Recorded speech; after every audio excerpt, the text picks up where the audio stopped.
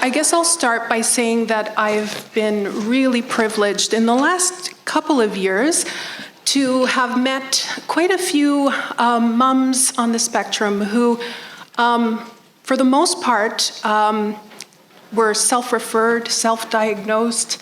I had very little work to do.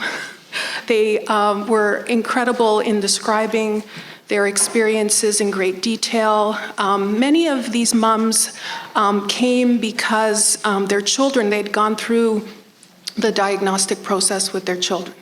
And so, you know, after doing all that and after answering all those questions, they did their own research and started to scratch their heads, saying, this sounds a lot like me when I was a kid. And so many of them come and they want to know for themselves, not that in terms of services in British Columbia, there aren't many services for adults, as you probably know, especially adults who are functioning pretty well.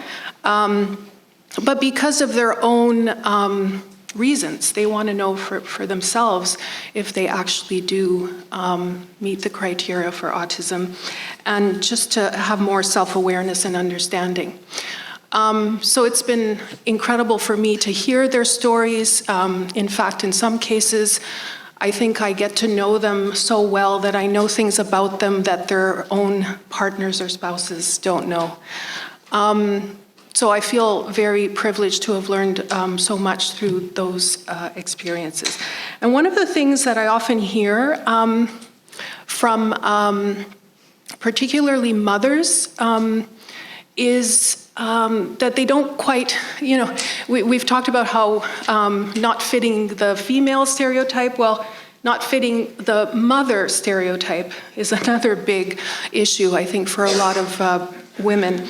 And, you know, I've heard things like just everyone expects you to know how to manage the household, manage chores, cooking is another big one. Doing the cooking and being responsible for the kids, and all of these multitasking and very taxing chores and tasks that mothers do in their day-to-day lives feel quite onerous for many of these moms. And often they're kind of doing it in addition to everything else, possibly even having a full-time job, part-time job, taking care of their children who in many cases have autism.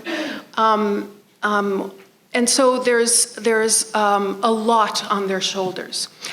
I think that one of the goals of this kind of conference and this panel is to help us learn more about what mums have to say about their experiences and what we could learn more about in terms of research priorities, because we really know next to nothing about mothers raising children with autism.